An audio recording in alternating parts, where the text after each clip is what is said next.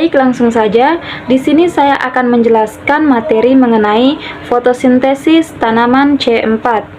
Apa sih fotosintesis itu? Fotosintesis merupakan proses sintesis karbohidrat dari bahan-bahan anorganik yaitu CO2 dan H2O pada tumbuhan berpigmen dengan bantuan energi cahaya matahari. Sedangkan tanaman C4 itu sendiri adalah tanaman yang mampu menyesuaikan diri dengan lingkungan panas dan kering. Oleh karena itu, dijelaskan bahwa fotosintesis pada tumbuhan C4 memberikan hasil awal yaitu senyawa organik dengan 4 atom C, yakni AOA atau asam oksaloasetat, yang berfungsi untuk mengikat CO2. Tingginya konsentrasi pada CO2 di sel-sel udang pembuluh menyebabkan fotorespirasi pada tumbuhan C4 sangat rendah.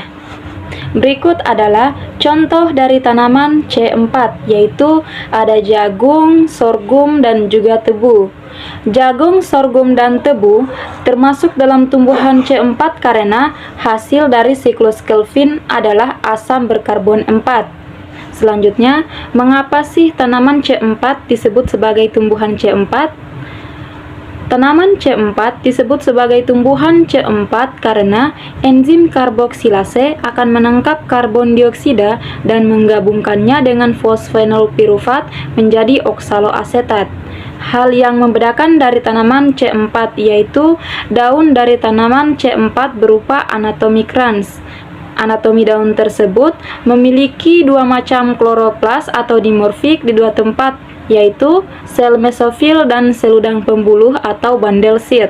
Kemudian berikut penjelasan dari perbedaan tanaman C3, C4, dan juga CAM.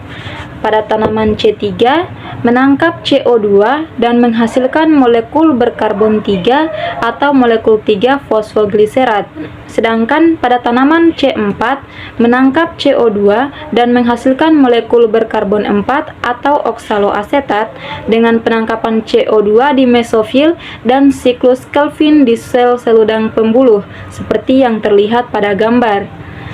Selanjutnya, pada tanaman CAM menghasilkan molekul berkarbon 4 atau oksaloasetat, tetapi dengan penangkapan CO2 di malam hari dan siklus Kelvinnya dia terjadi di siang hari.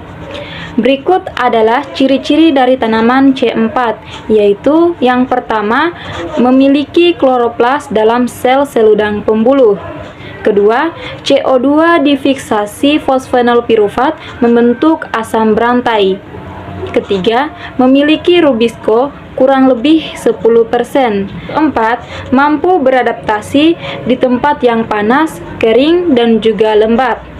Selanjutnya, laju fotosintesisnya tinggi dan juga tidak ada fotorespirasi yang terukur.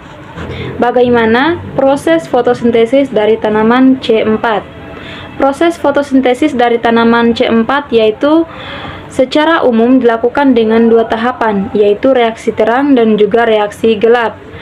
Pada reaksi terang, energi cahaya dikonversikan menjadi energi kimia dan hasil akhirnya oksigen. Sedangkan kedua yaitu pada reaksi gelap, di mana terjadi reaksi siklik sehingga terbentuk gula dengan bahan dasar CO2 dan energi. Itu saja penjelasan dari saya mengenai fotosintesis dari tanaman C4. Kurang dan lebihnya mohon dimaklumi. Saya akhiri dengan ucapan wabillahi taufiq wal hidayah. Wassalamualaikum warahmatullahi wabarakatuh.